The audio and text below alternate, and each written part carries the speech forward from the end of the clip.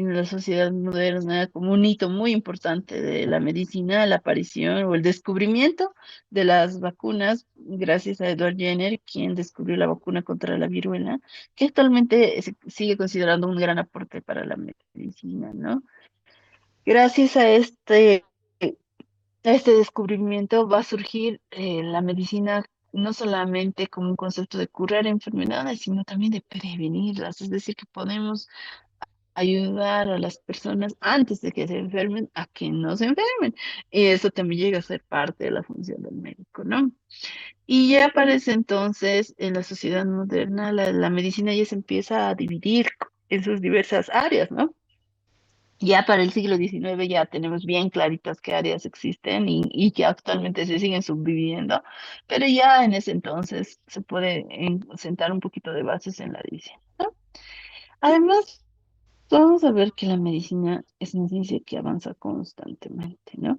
Actualmente se ha logrado erradicar enfermedades en su totalidad, ya no existen, ya no enferman. Hay otras que se consideran incurables hace muchos años y actualmente ya se hacen tratamientos. Ahí tienen una imagen de una quimioterapia, ¿no? El cáncer se trata con algunos tipos de cáncer se tratan como quimioterápicos y se han podido eliminar células cancerosas y pacientes logran la remisión de esta enfermedad que antes eh, se consideraba incurable, por ejemplo, ¿no? Entonces ustedes como médicos que están con futuros médicos que han escogido el arte y ciencia de la medicina, ¿no? Porque también es un arte y una ciencia por todos los procesos que incluye, además de conocimiento, también tiene técnicas manuales de tipos, desde suturas hasta procesos mucho más complejos como cirugía. Entonces, ustedes tienen la misión de no solamente de aprender todo el conocimiento que se sabe y que es útil hasta entonces, hasta ahora, ¿no? Sin todo lo que está en descubrimiento. Actualmente hay enfermedades que ya se ven a nivel del ADN, moleculares, cuyas causas nos ayudan para establecer tratamientos posteriores, ¿no? Además, la medicina actualmente tiene retos, ¿no? ¿Qué retos podemos mencionar que tiene? Vamos a ver que de inicio va a enfrentar retos morales y éticos. Esto desde tiempos antiguos, ¿no? Cómo se experimentaba con las personas, cómo se experimenta con fármacos, tiene sus retos morales. Entonces se han intentado establecer códigos, se han intentado establecer procesos para pues, dar la mejor versión de estos experimentos sin dañar a los participantes, etcétera. También un reto puede incluir los costos de atención médica. Es decir, que pues sabemos que no en todos los países es el mismo costo la atención médica. En otros países es absolutamente todo gratis, en otros existe seguros, etcétera, ¿no? También un reto de la medicina actual son ustedes, la formación de los médicos del futuro o de los próximos años sigue siendo un reto porque ustedes saben que no solo está avanzando la medicina, sino que está avanzando el mundo como tal, la tecnología, por ejemplo, la actual inteligencia artificial representa un reto porque debemos utilizarla a nuestro favor para que ustedes puedan aprender de la mejor forma esta ciencia, ¿no? Y también nuestra misión está escoger las personas idóneas, ver quiénes van a poder ejercer este papel, y en su misión está esforzarse para ser los médicos idóneos de que necesita la sociedad. También los dilemas médicos actuales. Ustedes saben que, por ejemplo, el aborto sigue siendo un dilema actual ético. En algunos países es legales, en otros no. Otros mencionan puntos en contra, otros a favor, etcétera. Entonces, actualmente siguen siendo procesos de investigación, siguen siendo procesos de actualización, muchos temas que estamos viendo. Vamos a seguir con el siguiente subtítulo. ¿Qué es la tradición grecolatina en medicina? ¿No? Es decir, vamos a hablar de un poquito del desarrollo de medicina en la antigua Grecia. Dice grecolatina porque habla de Grecia y de Roma, ¿no? Y de todo el latín que es la base de la ciencia médica en sus inicios, ¿no? Entonces vamos a ver que la tradición grecolatina va a ser la base del pensamiento occidental de la medicina, ¿no? Se inicia su desarrollo en Grecia y se va a consolidar en Roma. vamos a ver que se va a desarrollar a la par de la filosofía y a la par de ser una ciencia y de las prácticas médicas. Y va a tener la característica de que de las concepciones mágicos religiosas que se creían hasta ese entonces, va a pasar a formarse con concepciones más racionales y naturistas de las enfermedades, ¿no? Entonces vamos a ver que en esta tradición va a primar la observación clínica y ya va a aparecer el razonamiento lógico como parte de explicarnos las enfermedades. Además, todo el conocimiento que se estaba acumulando entonces se va a empezar a sistematizar y a organizar para difundirse, ¿no? En la tradición grecolatina vamos a resaltar algunos personajes. Por ejemplo, en la medicina hipocrática, por quien lleva su nombre, Hipócrates de Cos es el personaje que vamos a resaltar, cuyos pues, años de vida del 460 al 370 antes de Cristo es tan importante que es considerado el padre de la medicina. Hipócrates va a sentar la base de la medicina como ciencia.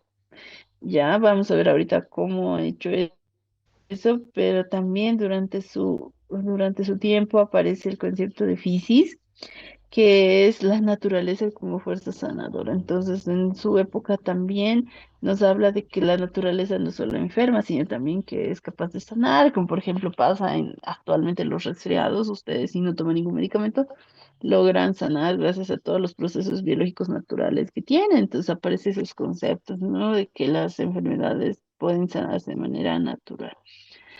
También, como les había mencionado, en la medicina hipocrática vamos a ver los pilares. Número uno, rechazo a las concepciones mágico-religiosas, es decir, a lo sobrenatural.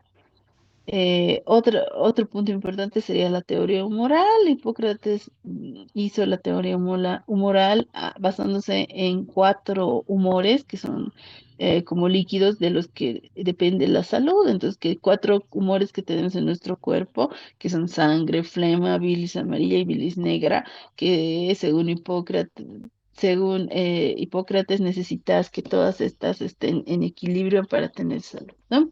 Hemos dicho que nos da una observación más clínica de la medicina, es decir, ya empieza como un análisis de todo lo que se presentaba en el paciente, es decir, ya signos, síntomas, y también nos daba el pronóstico, es decir, cómo va a ir esa enfermedad. Ya empieza esos conceptos, ¿no? Y también podemos hablar del juramento hipocrático. El juramento hipocrático es un juramento que incluso actualmente se sigue recitando cuando uno es egresado, que nos establece los fundamentos éticos de la práctica médica. Entonces, si bien está basado en todo lo que se creía en ese entonces, actualmente se lo sigue recitando y a pesar de que tiene ahí sus actualizaciones, etcétera, como símbolo o representación de que somos médicos que van a hacer el bien, ¿no? Que vamos a actuar en beneficio de los pacientes. Entonces, de ahí vienen los fundamentos éticos de la profesión. Vamos a seguir con la medicina galénica, que lleva su nombre, pues gracias a Galeno de Pérgamo, y cuyos años de nacimiento, de vida están ahí, de 129 a 216 después de Cristo, y que pues sus nombres les debe sonar, porque a los médicos, gracias a este personaje, nos dicen galenos, ¿no? Los galenos, entonces de ahí viene el término de galeno, que pues Galeno era un médico que era griego y que ha ido a establecer sus conocimientos al Imperio Romano, iba a ampliar, iba a consolidar todo lo que se sabía de la medicina hipocrática. El conocimiento consolidado por Galeno va a dominar lo que es la medicina europea durante muchos años, durante más de 1000 años, y va a establecerse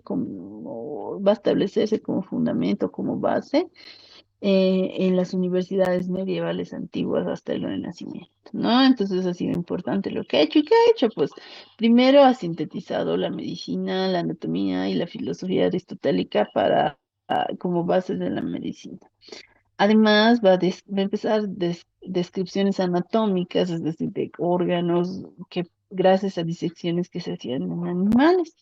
La teoría humoral que hemos visto hace un momento, pues va a empezar a ser perfeccionada por Galeno, además de hablar de cuatro humores, va a vincular esos humores a temperamentos y va a dar como resultado que esos pertenecen a algún órgano.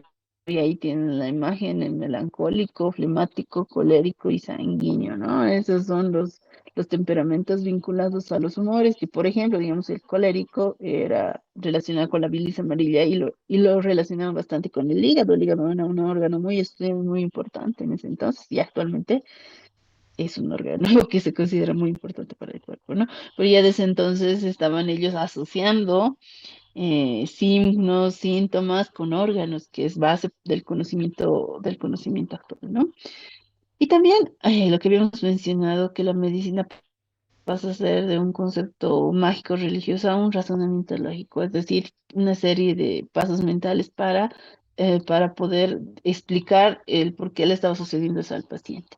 Y también una serie de pasos para lo que se tiene que hacer en la práctica clínica, ¿no? Vamos a hablar ahora de la medicina moderna. Ya hemos visto la tradición grecolatina de la medicina. Ahora vamos a hablar a grandes rasgos de todo lo que es la medicina moderna, que va a surgir más o menos, perdón, entre los siglos XVI y XIX. Es amplio. El paso de la medicina moderna va por todos esos siglos. ¿Qué características tiene? Pues ya el dogmatismo galénico va a estar como roto en ese aspecto, es decir, que ya no vamos a seguir con ese dogmatismo.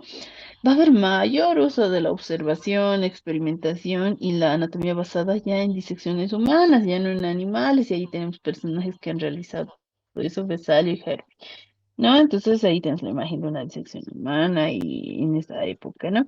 Y va a consolidar algunas áreas de la medicina como la fisiología, la microbiología y la farmacología, haciendo que cada una de estas áreas crezca por separado a grandes rasgos, ¿no? La medicina moderna tiene como característica algo que nos importa bastante, la aparición de los hospitales. Los hospitales, pero no como centros de atención de enfermos como antiguamente, sino también como centros de enseñanza y práctica clínica. Entonces ustedes pueden ver en la imagen un ejemplo de la misma, ¿no? De personas analizando, escuchando a un paciente ahí, parece que le está escuchando los pulmones, y un montón de estudiantes o aprendices de la ciencia viendo cómo está realizando el procedimiento. Y es algo que incluso a ustedes les va a tocar hacer, rodear a la cama de un paciente y ver qué está haciendo ese médico, cómo está realizando los procesos médicos para llegar a algún diagnóstico, ¿no? Si bien existen actualmente implementos como los estetoscopios, etcétera, seguimos con este tema de que los hospitales siguen siendo nuestros centros de enseñanza y práctica clínica. Además, va a integrar la medicina como una ciencia experimental. Durante la medicina moderna se va a abrir paso a lo que hoy en día es la biomedicina, que estudia de manera más detallada todos estos experimentos que se hacen para nuestra profesión. En la medicina moderna aparece un movimiento que está en diferentes áreas, pero que en la medicina se basa en que el conocimiento se hace a través de los sentidos. El empirismo, que es esta corriente que les menciono, filosófica de los siglos XVII a XVIII, nos va a indicar que el conocimiento se va a adquirir gracias a la experiencia sensorial. Entonces vamos a ampliar, va a profundizar que nosotros como médicos tenemos que usar nuestros sentidos para el diagnóstico de las enfermedades, para ver qué tiene el paciente, ¿no? Vamos a ver que el empirismo necesita verificar con nuestros sentidos y la experiencia. Ahorita vamos a ver eso en la siguiente. Y pues va a rechazar todo lo que se creía que era abstracto, ¿no? Entonces necesitaba el conocimiento o el fundamento práctico en base a la experiencia clínica, es decir, que también consideraba lo que los médicos saben por experiencia hasta ese entonces, es decir, algunos han visto muchas veces, digamos, un tipo de lesiones en piel y lo relacionan con una enfermedad y el empirismo valora bastante en la experiencia, ¿no? Y también, como se basa en sentidos, ha podido coleccionar los casos, historias clínicas en base a lo que veía, a lo que sentía, a lo que se escuchaba y ha podido hacer observaciones sistemáticas de esta colección de casos, ¿no? Hemos dicho que durante la medicina moderna existe la sistematización de todo el conocimiento, ¿no? Entonces se encarga de observar, clasificar de manera lógica y coherente detecte todo lo que se había acumulado hasta entonces, ¿no?